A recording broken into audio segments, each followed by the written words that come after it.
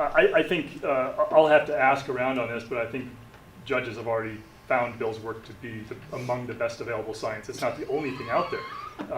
I'm just telling you the way it's applied. I mean, I'm laughing. Look, we're going to have I want us to have an open, honest, and collegial scientific discussion. I don't think laughing at a scientist who has published well over 100 peer-reviewed publications in his career is going to advance that. Okay, so I just want to put that out there. A couple of things. Totally disagree with the 99 out of 100. I'd say that the majority now accept that Bill is right or mostly right about this. Let me finish. Number one. Number two,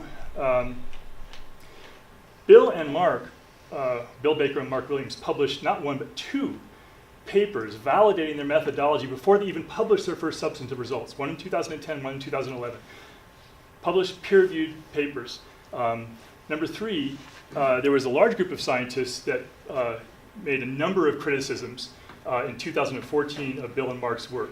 Bill and Mark published a reply that soundly refuted every single point that was raised in those papers.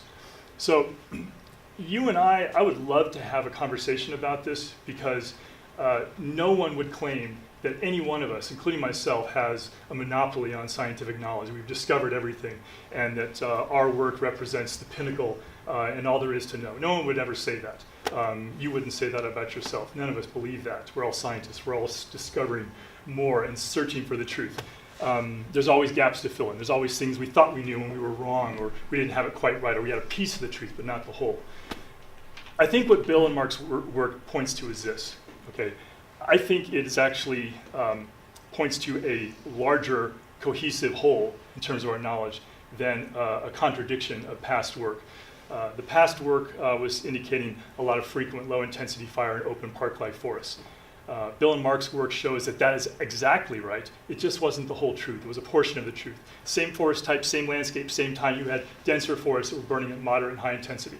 They applied their methods to those exact study sites that found frequent low-intensity fire, open and park-like forest types in southwest forests.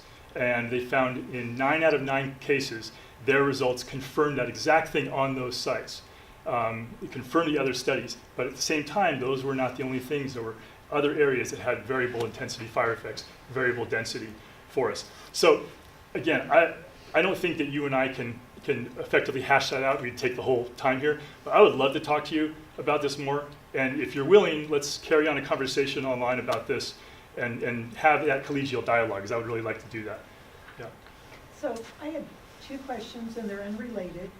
One, it's my understanding, I'm not a scientist, but it's my understanding that if you're a scientist and you write a paper, which my husband's going to be doing in 2 years, it's going to be on snag utilization of woodpeckers. But if it's peer reviewed, that means like a panel of other scientists get together, they write it, they criticize it, they go back and forth. Yep. But if it actually comes to the point that it's peer reviewed, it's kind of accepted by other scientists in that related field? It's not that simple. Peer review is the standard in science. It's what we have. It's the best we have, and it's the way it has to be. But as a scientist, having gone through the peer review process dozens of times, I can tell you the peer review process is not perfect. We are all human. We all have our biases, even though a lot of us don't realize it. I mean, But it is to a me, standard. it's the standard, absolutely. But the point is this, is that incomplete knowledge comes through the peer review process. Mistakes come through the peer review process, just errors. It happens all the time. But the peer review process makes science much, much, much better than it would otherwise be. But it's not perfect. So my reason for asking that is, you said Bill Baker, who has written 100 peer-reviewed articles. He's written, yeah, So if he's written that huge many, publication he's record. got to have some credibility and doesn't deserve to be laughed at. He has enormous credibility. I would say Bill Baker is one of the top forest and fire ecologists in North America. Okay, my second question, which is more interesting to me, is since I do a lot of bird stuff, you mentioned you have a whole list of critters in a post-fire habitat. Yeah. I want that list. Sure. How do I get that list? Send me Is an it- email. I'll send you a list of a whole bunch of them. But Is some it of in the them book? are in my, yes, in the book. There's a whole chapter on birds. There's a whole chapter on mammals. There's a whole chapter on fish and aquatic environments. And so that one chart you showed will have those critters in it. That chart was particular to birds, but there's also lots of other taxa. Okay. So I can send you, I can send you the study on the birds, but you can also just, the book has a much more comprehensive list. Okay, so I need to do a bunch of emails. Yeah, just send me an email. Yeah, this is a super in the weeds question, and I think maybe I didn't understand something that you said, and I'm hoping you can help me to sort it out. At one point, did I get this number right? You said that the high intensity fire return interval on the Malathar National Forest is 1,400 years. It's the rotation interval, which is the time it takes to burn an area equivalent to the area of interest. In the simplest sense, you can think of it as how often a given acre burns at high intensity. Okay, that's simplistic, because at the landscape scale, some areas can burn twice at high intensity within the time period. But bottom line, that's basically it. And yeah, it's around 1,400 years. And that's high intensity fire. Yeah. So And this is from Bill Baker's work. Yeah, this is Bill Baker's work. This is Baker 2015. And it's a combination of two different forest types, dry mixed conifer and dry ponderosa pine. The dry ponderosa pine is larger in area, so it's more influential in terms of the rotation interval. The dry mixed conifer was 524 years. Ponderosa pine was 1,822 years. Now, Bill Baker's work. Yeah, Bill Baker's work. And the Canyon Creek fire occurred in 2015. I think his data went up to 2013 or 2014. He published a paper in 2015, so he wouldn't have included that. But at the landscape scale, at these scales, it would have changed things very little. A few decades, it would have shortened it, maybe. So bottom line is that I'd have to crunch. I didn't have time. And I want to make sure I answer the question you had earlier. I apologize. I didn't have time to crunch the numbers and meld the two. But it's around 1,400 years. It might be 1,356. It might be 1,420. But it's in that range. So yeah, I mean, again, it's much longer. And of course, you could define high intensity fire more broadly, include some moderate, and you get a shorter one. But then you'd be including a lot of live trees too. More than most people think are in high intensity. So it's less spatially extensive than most people realize. Yeah. Okay, so I'm still getting to another question. So in that high intensity fire return interval, moderate and low intensity may come through far more frequently and are not included in that number. They're not included, and they do come through more frequently, absolutely. Okay. So that is not an overall fire rotation interval. Okay. The overall fire rotation interval, which is dominated by low and moderate, is much more frequent than that, but it's still less frequent than it was historically. And that's the map that you had up there that had all the different colored dots. Yeah, that's for low intensity fire, okay. Historical low intensity, not current. It's longer for current, much longer. And now, at one point, you also said something along the lines, and this is where I wanted to interrupt you because I was like, I must be misunderstanding this. You said at any given time, 17% of any given area will have just burned in high intensity fire? Not that simple. The 17% was based on historical reconstruction, basically in the 1800s. But again, I have to go back, as I said earlier, I have to go back and look at the exact starting date and end date. It might have been, 1805 to 1899 or 1906. But yeah, is usually most of his study, his time spans and his analysis are roughly a century. So it's going to be around there. 17% of the entire landscape in the analysis burned at high intensity, 16.5% actually, 16.5% burned at high intensity within that approximately century, whether it was 89 years or 112 years. I'll have to go back and check again. But within that time period, approximately 17% burned at high intensity. So that doesn't necessarily mean that every single fire had 17%. There are fires that have 43% or 56%. There are fires that have 2%. Yeah, you don't get a 100-year flood. Exactly, and that's why you have to look at this in large landscapes over long periods of time. Otherwise, the data get really noisy. Okay, so if over 100 years, 17% of any given area, 16.5% of any given area sees a high intensity fire, that gets us approximately to every acre is going to see high intensity fire on average once every 1,400 years. That's what you're saying, right? No. If 17% burns at high intensity in a century, and again, it might have been slightly longer than a century, but if 17% burns at high intensity in a century, then you're talking about a rotation interval. I'd have to crunch the numbers, but it's something on the order of once every 580 years or something like that. So how do we square those two numbers? Which ones? The 1400-year fire return interval with the 17% high intensity in the last one in the 1800s. You square them because the 1400 is current. It's since 1984. Point is that okay. longer rotation intervals is less high intensity fire. Okay. The point I'm making there is that these are different time periods. One is historical before fire Okay. suppression, and the other one is modern times. Okay. The last basically last 3 decades. Point is that longer rotation intervals means less fire. We have less fire at the landscape scale now than we did historically. So what, okay, so I see the piece that I was missing. I thought you were saying that the 1400-year fire return interval is something that he had reconstructed No. somehow. No, sorry, if I wasn't clear, I apologize. No, that's That's the current. piece I That's didn't modern understand. times. That's since 1984, since the satellites came online that can give us what we need to use to infer fire Okay. severity. Okay.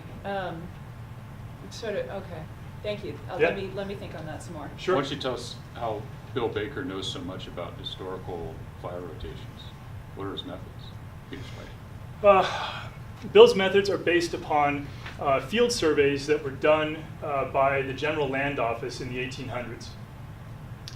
And Bill could give you a much more detailed description than I, but basically what the GLO folks did is they were basically setting up the grid that we use now, the modern range and township grid that has been used for pretty much all planning and development ever since the 1800s.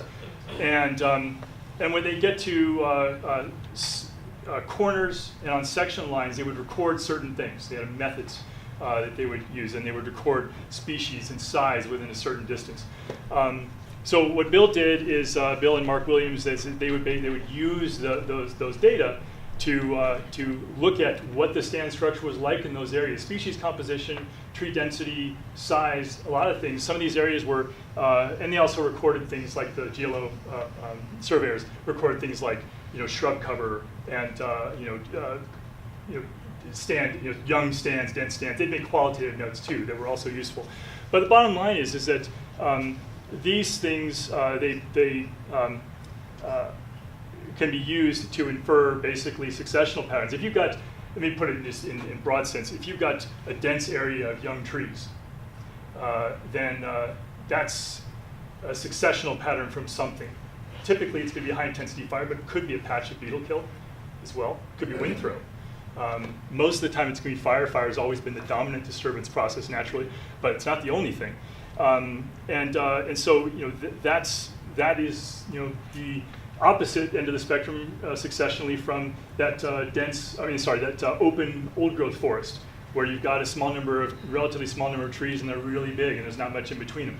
All those things were captured by the GLO data. Now at any given data point, you're not going to get that much, but the point is that there was a huge amount of data.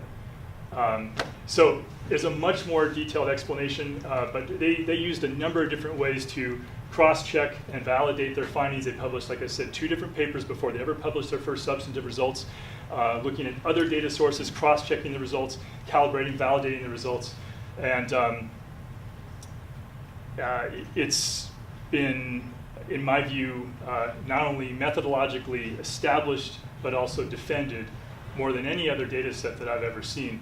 We published also a paper in 2014, Bill was a co-author of it, that looked at 5 distinctly different lines of evidence. GLO was one of them. But we had 4 other lines of distinctly different lines of scientific evidence to see if the results seem to converge upon roughly the same conclusion. Lots of mixed intensity fire, lots of variability in stand structure and density, and significant drop-off in high-intensity fire in particular since the advent of fire suppression. And all the lines of evidence just approximately converged.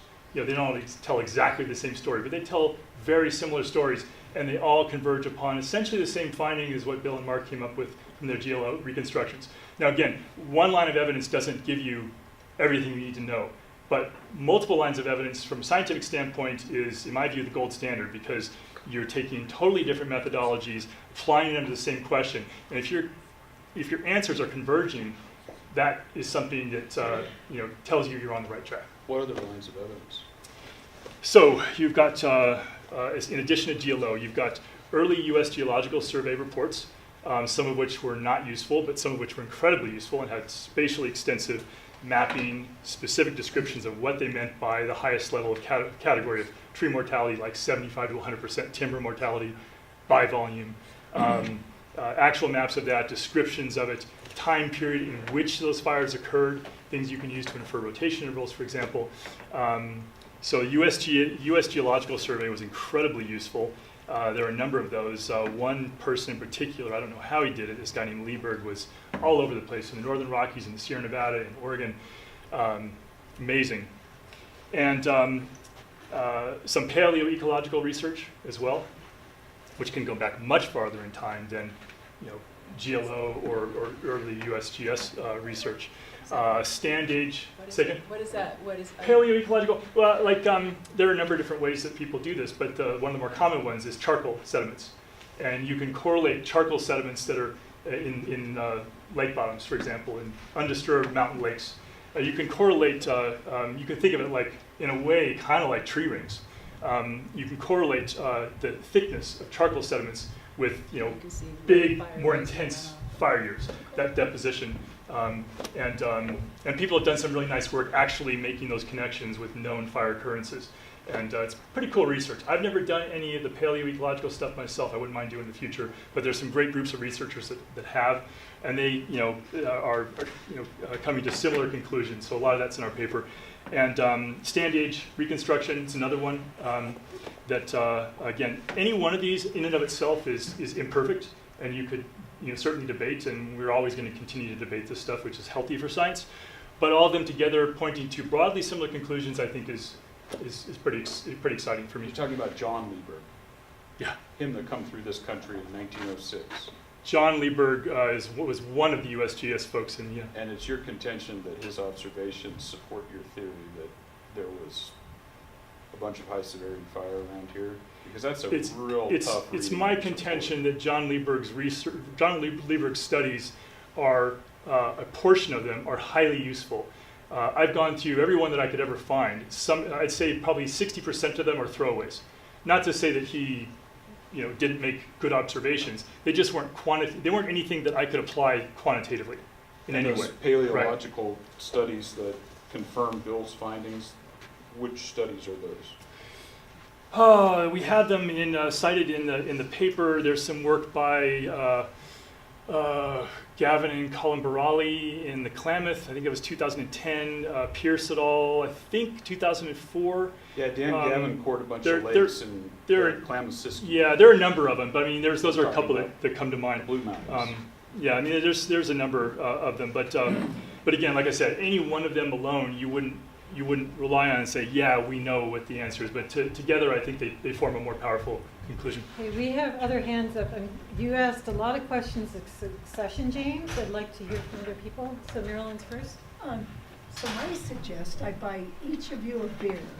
You go into a room and have an 8-hour discussion amongst yourself. I think it might take more than one beer. Maybe an entire bottle of scotch. But so I would be happy to. I'm always up for that. So I don't know who's best to answer this question, but I drove over for Bend. I'm on 2 different collaboratives over there. We're both thinking about doing riparian zones of agreement. So I came over here to kind of get some understanding on zones of agreement in a riparian area, and I'm kind of walking away thinking I didn't get that. So the one option is no treatment, which might be my preferred, but the reality is the Forest Service is probably going to do something. If it's not in an RCH, it's going to be next to it. So what I wanted to drive home and think about when I was doing my 3-hour drive home tonight is what are some reasonable treatments, either not within the 50 or the 100, but near there, that wouldn't upset me horribly. That would be a reasonably. I don't know if this can be answered. In riparian forests? Yeah. I mean, I think I mean, Chris knows vastly more about this than I ever will. Because the no treatment So- option isn't gonna fly with the Forest Service, so. Well, I wouldn't discount that. If something doesn't need to be messed with, don't mess with it, right? But that doesn't mean that nothing should ever be messed with. As we talked about on the field trip, there may be places where it's appropriate to fell some of the trees in the stream to get that structure in there if it's really deficient, and if you don't think the structure that you have there is going to be sufficient to allow recruitment of that over time through competition mortality, mortality from drought and native bark beetles, fire, wind throw, all these different natural disturbance agents that can create that delivery of that critically important habitat to streams. So it's not like there's never a circumstance, but where I get leery is if you're talking about coming in with ground-based equipment as opposed to hand felling, then you're getting all kinds of impacts that can lead to chronic sedimentation. You're reconstructing roads, resurfacing roads. You're doing things that can actually cause a lot of damage to streams and watersheds. And I also get leery when the level of intensity is very high. Like talking about taking a 330 square foot per acre basal area riparian forest that is functioning as really important habitat for a whole lot of terrestrial and aquatic wildlife, and taking it down to 80 square feet, even if nothing's removed there. I have concerns about that, totally aside from the soil impacts from ground-based equipment, because it's a pretty extreme leap. So I think even if I wouldn't do it myself, if you're talking about felling a few trees in an area where you might be a little deficient, felling them into the stream for aquatic integrity, I'm not going to lose any sleep over that, even if I might make a different choice. Bob, you had your hand up. Yeah, I'm just trying to understand in between, it sounds like there's a little bit of a scientific challenge here in between the low severity regime across the landscape versus a mixed severity regime. I think we heard a little bit about it earlier today regarding what the forest might look like across the landscape given it being a low versus a mixed. And I'm just kind of curious, could you continue to paint that picture for us? Like what, if this is a mixed regime, what might that look like? Yeah, that's a really good question. So just as a visual, right? So you're going to get, if you've got a mixed regime, you're going to get a lot of areas, low severity is still going to be the predominant effect. It's going to be the most frequent. In any given fire, it's on average, not in every fire, but on average, it's going to be the highest proportion. Okay. Moderate's going to be next highest. High is going to be lowest, but it's still going to be significant. And this is a definitional thing. I mean, I think they're all mixed, but forest types are not all the same. So I mean, you've got a different mix in the boreal forest than you do in ponderosa pine, right? Where you are in the continuum is different. You're going to be weighted more towards low and moderate in the ponderosa pine, especially in drier areas. You're going to be weighted more towards high in the boreal forest. So Rocky Mountain lodgepole pine, that's mixed too. You've got unburned patches, you've got low severity patches. They're not that uncommon actually, but you're not going to call that a low severity fire regime, right? It's mixed, but it's mixed on the high end. Because the predominant pattern typically is high. So that's a definitional thing, and we'll continue to discuss and even debate that, and I think that's healthy. But in terms of what it looks like, I think what you're talking about is a more heterogeneous mix of habitats, and so you're not just talking about, you're going to have the open old growth ponderosa pine forest and open mixed conifer stands. You're also going to have some pretty dense mid-successional forests, or just before they go through, what some people call the stem exclusion phase, where they get to that mid-successional, they're getting toward late successional, and all of a sudden things are getting real dense. You get some competition mortality, you get a pulse of it over about 15 or 20 years, get a bunch of snags, and then the ones that survival of the fittest, they have a growth release, they shoot up. So you're going to get some of that as well, and so a lot of residual snags and down logs. You're going to get significant areas of younger forests of varying density, some very open, lower regeneration, some very dense, young regeneration that's got a lot of snags or the butts of snags. You've got the conifers coming in, you've got the hardwoods coming in, you've got patches of shrubs, you've got that mix of habitat as well as the down logs. And to me what this means is you're going to have that mix of habitats and that complexity of habitat. Again, that's why I call it complex early seral forest. This habitat type, I call it snag forest habitat because it's much easier to say, and people's eyes glaze over when I say complex early seral forest. But the technical term is complex early seral forest. And I stress that complex as well as the forest because A, it is a forest habitat type and a really important one, and B, it is very complex. You can't compare it to early seral from a clear cut, for example. A Walmart parking lot is early seral. It's not complex early seral forest. So to me, what it means is everything gets what it needs. Okay? The whole range of native biodiversity has enough to survive and maintain viable populations. And if you skew things too far one way or too far the other, and that's why I always say you don't want, just because post-fire habitat's a good thing doesn't mean theoretically you couldn't have too much of a good thing. And if that happens, we need to take active steps to address that. And that may mean more fire suppression of lightning starts in places where I would never ever suggest that before, like a wilderness area. It's like the worst thing in the world right now that we could possibly do from a management perspective, stop a lightning strike that's creeping along in the wilderness area. It happens all the time. But if that particular area, 25 years from now, has too much fire or too much high intensity fire, then yeah, we should do that. But we should also probably do a lot more prescribed burning so we have more low intensity fire on the landscape in that area. So if we have too much high intensity fire. So let me give you one example. This is not a forest ecosystem, but it's an example of what I'm talking about. It's a real world, not hypothetical. We have too much fire right now in chaparral systems in Southern California. It's not because climate change is a factor, certainly because temperatures have gone up, but the main factor is just human ignitions. Sheer crush of humanity doing silly things all the time. And in the low elevations in the chaparral below the forest belt, there's too much fire. There's more fire now than there was historically. And the problem is that some of these chaparral communities are burning again before they reach reproductive maturity after the last time they're converting to cheatgrass or other things. It doesn't happen a lot, but it happens enough to be concerned. And so that's a place where, purely from an ecological standpoint, totally aside from the fact that's also where most of the homes are, which is key, from that standpoint, you want to suppress those fires because they're next to homes. But even from an ecological standpoint, I would say you want to suppress those fires because you have too much fire. Now, 50 years from now, if that's not the case, then back off, right? If everyone's got metal roofs and defensible space, maybe we're okay on the home issue, right? But it's not a one-size-fits-all. I think we need to monitor carefully these systems, and I think we need to allow more fire to occur without trying to suppress it where we don't have too much. And I think we need to take steps, the least impactful steps we can, where we had too much to make sure it doesn't go higher. I'd like to wrap this up because Marilyn mentioned a 3-hour drive home, and the scientists we invited have long drives tonight as well, and everybody does. So if you could be brief, and then I'm going to wrap it up. Thank you. I will be brief. So right now, for the collaborative that most of us are part of, our riparian zones of agreement say that the essential principle is to optimize riparian health first in all the riparian needs. Optimize, not just meet minimum standards, but right. Optimize riparian health.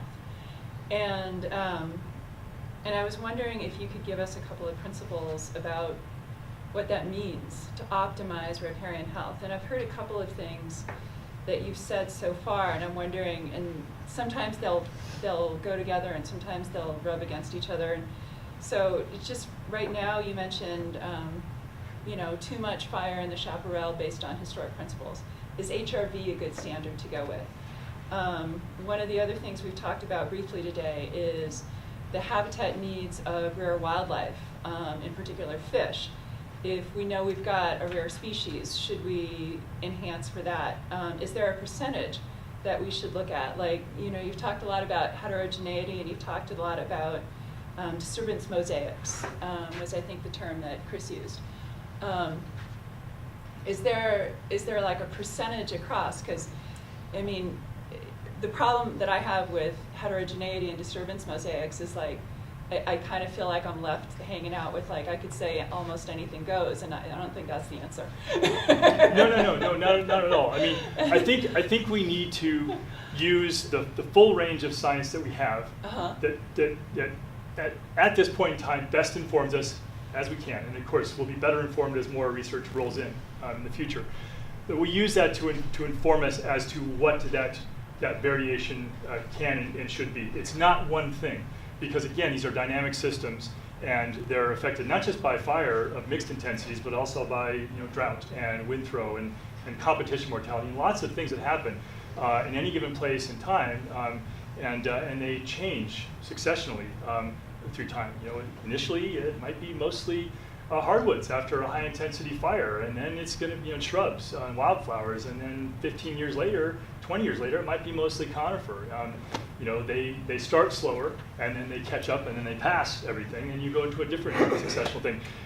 In my research on the rimfire, I'm finding that the conifers that are growing the tallest and the fastest, especially in the deep interior parts of the largest high intensity fire patches, are the pines, ponderosa pine, sugar pine. And this is an example of that.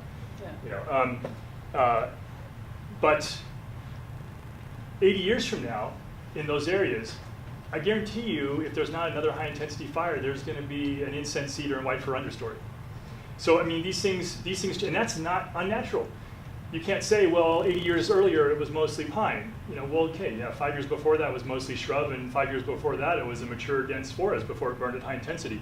Again, so fires are dynamic, and I think the same thing occurs in streams. So each of these natural disturbance processes plays a role in keeping those aquatic ecosystems healthy. Those natural disturbance processes, among other things, are key for delivery, recruitment of down logs into the system. They also play a role in enhancing aquatic macroinvertebrate populations, which helps fish, helps certain terrestrial species. So I guess, again, Chris, knows again much more about this than I do, but for me, I always have to think about this at the landscape scale. At the landscape scale, if we're operating roughly within historical bounds, and it's not just one thing, there's a range. We don't want it to be too low, and we don't want to be too high. I feel pretty comfortable about what's going on in that landscape. Okay, so the landscape scale within historical bounds is a standard that makes sense for us to look at. Yeah, and that includes a range of forest densities. It includes a range of fire intensities and patch sizes. But all of them operate within some bounds, and there are things we need more data and better data on. But we have a pretty good start to inform us, I think. So just to clarify, and then I'll get you don't mean like going back to a static point in time? No. Because that's what I think is referring to. That's exactly what I'm not saying. So I don't think that's what I was suggesting. No, I think no, you've been really clear about the disturbance mosaic and the heterogeneity. Yeah, and I didn't take your question that way. I took it to mean something more like what I was talking about. That you've got, and it's similar to the question you asked. I think you asked earlier, or one of you two asked it about the 17%. Is it the same? Troublemaker 17% that keeps burning at high intensity. No, it's across the landscape in different places and in different decades, different centuries. It's going to be different places. But to be very transparent, there was a question about science earlier, and I would like to say it. Jerry Cordova. I know Jerry well. He did a master's thesis here up on our wilderness areas and our riparian stands, and said valley form has a large influence on species composition and those disturbance drivers. And so that's where we tend to operate. Unconfined valleys and moderate valleys tended to have 2 to 3 times higher species composition by volume of early seral species. Those confined valleys tended to be later seral. And so that's part of our worldview when we're looking at where to do these treatments at. We really try to find out where those geomorphic features are, or those types of valleys, and we try to fit them in those places. Yeah, topography and slope position are really important factors. They influence fire intensity, they influence fire frequency, they influence all kinds of aspects of heterogeneity. They also influence productivity, and typically, there's variability about this too, but typically those are more productive sites. You typically have denser forests in the riparian zones, and which is again another reason why I get a little bit concerned when I hear about efforts to reduce density in riparian zones. Those were always the places typically where you had some pretty dense forests. Not that you couldn't have dense forest on a ridgetop too, but all things being equal at the landscape scale, those lower slope positions are going to be pretty productive. Look at the forests in my neck of the woods. We do California spotted owl surveys. On a volunteer basis for the Forest Service down there on the San Bernardino National Forest. And it's a really stark example about this because it's a landscape of extremes. You've got basically Mojave Desert vegetation, essentially, or at least an ecotone with Mojave Desert vegetation, next to mixed conifer forest. It's 90% canopy cover. That's got 350 square feet per acre, a basal area, beautiful density of big snags, small snags, pockets of beetle kill and shrubs, areas of high intensity fire. You've got this incredible, rich, complex old growth forest, and that's where they're nesting and roosting. But they're using those patches of snag forest habitat for foraging. And they're avoiding completely the areas that are naturally non-forest completely, because those are on the shoulders of these slopes. But down the canyon bottom, it's where all the moisture collects, because it's the precipitation is incredibly episodic, mostly dry, but you can get punctuated periods of very, very heavy rainfall, and you get actually very productive canyon bottoms. So slope position and aspects matter a lot. Yeah. So, Paula. I just sort of wanted to make sure that I'm, I guess, understanding Pam's question correctly, and also get input from you guys. And so one of the things about using vegetation as a desired condition, for lack of a better way to say it, or a measure of riparian health, is that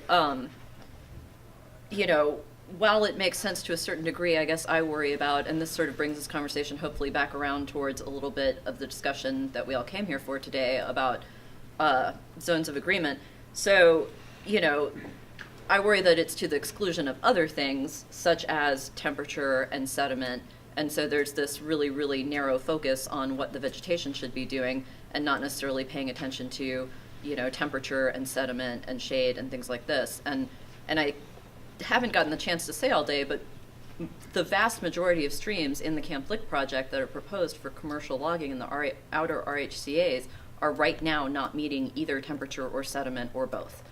Question about your question. Do you, when I say that what we're aiming for is optimizing riparian values, does that sound to you like we would be excluding temperature and sediment as indicators of optimal riparian values? It seems like the focus is very narrow on vegetation, even when things like temperature are out of I don't think that's what anyone in the collaborative meant. So, but that's an interesting difference in our understanding of those words. So right, well, because like right now, there's been very, little heard discussion that I've, besides me bringing it up, like I don't hear people necessarily talking a ton about temperature or roads or cattle in the riparian subcommittee meetings, yet again, like some of the temperatures are like 74 degrees in the creeks that have commercial logging proposed in their outer RHCA. So, I think that if we talk about optimizing stream health and looking at different measures, vegetation is just one.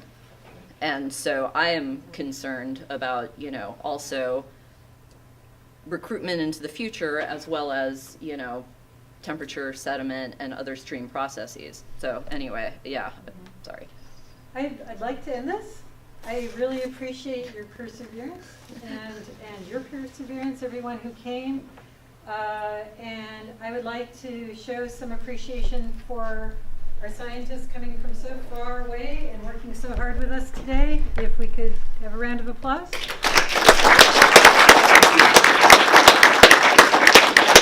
And thank you all for coming. We really appreciate the opportunity to do this.